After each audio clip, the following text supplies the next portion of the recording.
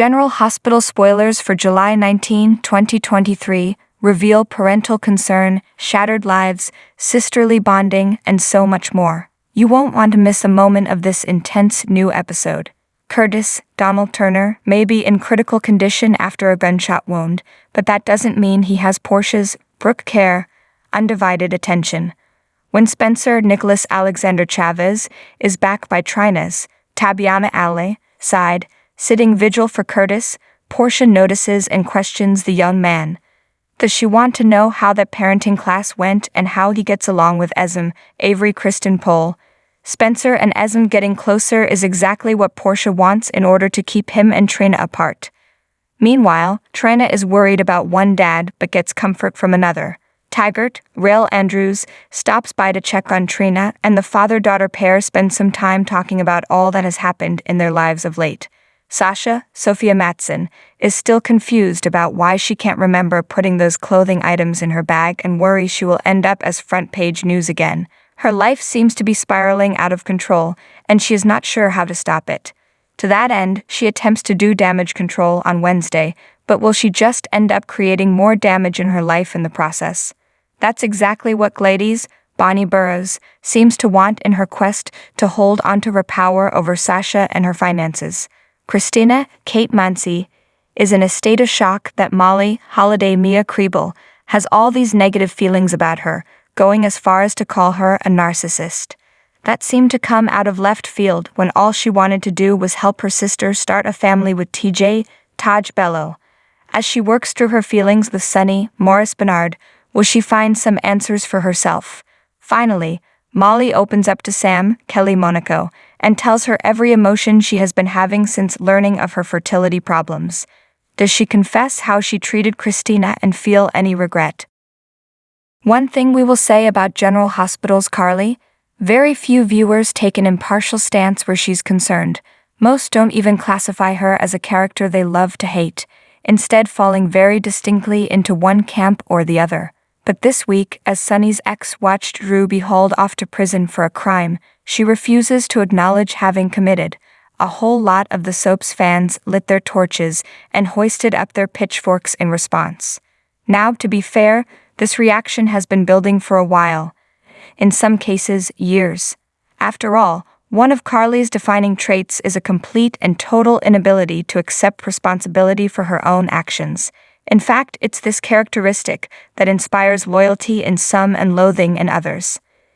If Carly ran over a bunch of nuns, tweeted at Rang San Mox, her fans would blame the nuns for existing.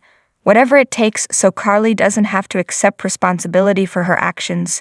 What provoked the latest round of CISD, aka Carly Induced Stress Disorder? A recent scene in which Carly, while talking to Sam, went from realizing that she'd completely ignored Michael and Drew's advice, which is classic me, she acknowledged, to saying that what really upset her was that Drew and I are in this position purely because of spite. Many on the internet immediately pointed out that had Carly not broken the law, no amount of spite would have landed her and Drew in hot water. Carly should have gone to jail, because she broke the law, tweeted at Hucknose TV, adding that instead, the person that told her not to do it is the one doing time off course. It's important to note that Carly, not to mention portrayer Laura Wright, also has a whole lot of supporters, many of whom make their stance known when the rivalry between Sonny's women comes into play, which is why one recent line of dialogue gave Carly/Sonny supporters hope that a reunion might be in the works. When Carly said she's going to get back everything she's lost, tweeted Diane Shaw, "Does that mean she's going to fight for Sonny? But does that mean the character should be given carte blanche to run roughshod over everyone in sight, committing high crimes and misdemeanors at will? Or might it be time for General Hospital to level the playing field a bit by allowing Carly to both acknowledge her sins and even, God forbid, suffering the consequences?" Fans of General Hospital super couple Sprina have been conflicted since the news broke on June 29 that Nicholas Alexander Chavez had been cast in Season 2 of mega-producer Ryan Murphy's Monster, and not just cast either, but tapped to play one of the two leads in the Lyle and Eric Menendez story.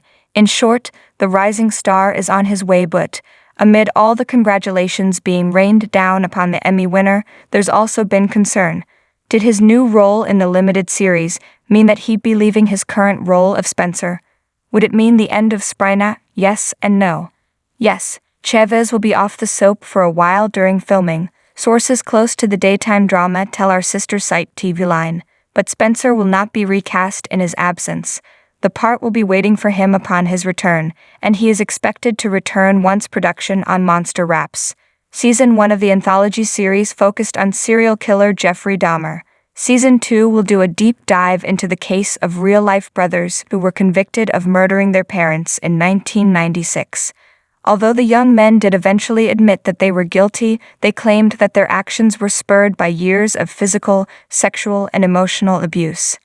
General Hospital has a pretty terrific history of working with its cast to accommodate their outside roles.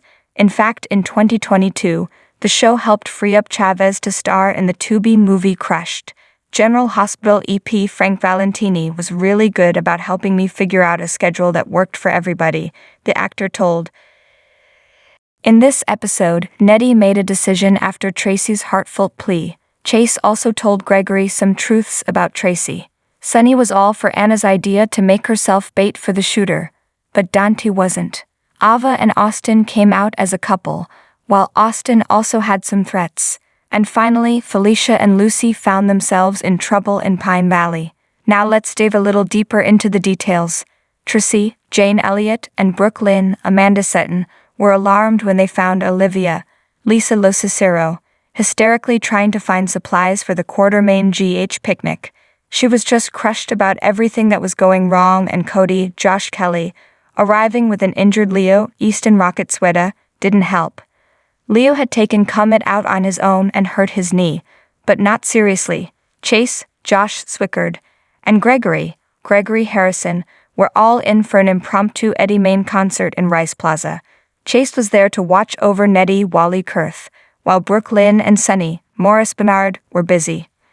As they chatted, Chase brought up Tracy's name, and Gregory couldn't wait to call her a harpy. However, Chase admitted that Tracy helped him get that second civilian review board hearing. When the usual park singer came along and wanted Nettie arrested, the two rockers decided to have a music battle. However, Tracy interrupted the whole thing because she was horrified to learn what her son was up to. She did her best to get through to Nettie while revealing how heartbroken she was over Nettie rejecting her.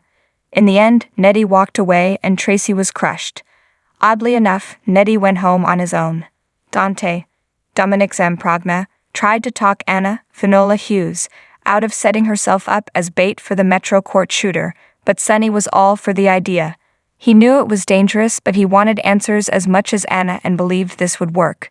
Dante admitted he thought it could work too, but he was still not happy about Anna's decision. At least he wanted to be her partner in crime. When Anna refused to allow it, Dante insisted, and Anna had to finally agree.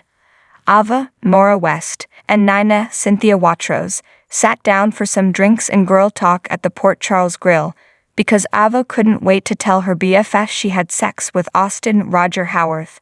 Nina wanted all of the details, but Ava didn't tell her the part about an allegedly dead Nicholas. Soon, Austin arrived and planted a kiss right on Ava's cheek. Austin was ready for more romance, and Ava wasn't quite sure what to say. Neither did Mena, as she left them alone to visit the ladies' room. Once alone, Austin had a message from Mason Nathaniel Gray. It turned out Mason had a new nanny candidate, but Ava was not on board. However, the second part of the message was all about Ryan's bar, and Ava knew her mom, Delia Ryan, Aline Kristen, was being threatened.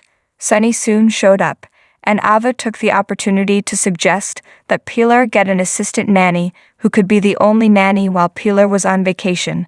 Sunny was not happy about the idea and wanted a say in whoever she hired. He also told Minna that if Austin was now in Ava's life, he wanted to get to know him. Lucy, Lynn Herring, and Felicia, Christina Wagner, were ready to continue with their caper in Pine Valley as Lucy waited for Jackson Montgomery, Walt Willey, to show up for their date. Once Lucy sat down to dinner with Jack, he was surprised to learn she owned a cosmetics company. He then asked if she knew Anna Devane, Finola Hughes, since she once lived in Pine Valley. He also knew that Lucy's last name was Coe, because he knew so much about cosmetics from being married to former Enchantment owner Erica Kane. Susan Lucci, Meanwhile, Felicia broke right into Jack's office to look for information on Martin, Michael E. Knight. When Jack got a text and needed to go back to his office, Lucy used her womanly wiles to stop him, allowing Felicia to break into Jack's safe and find some files on Marty. Back at the restaurant, Lucy found hummingbird cake on the menu and recited a recipe to Jack.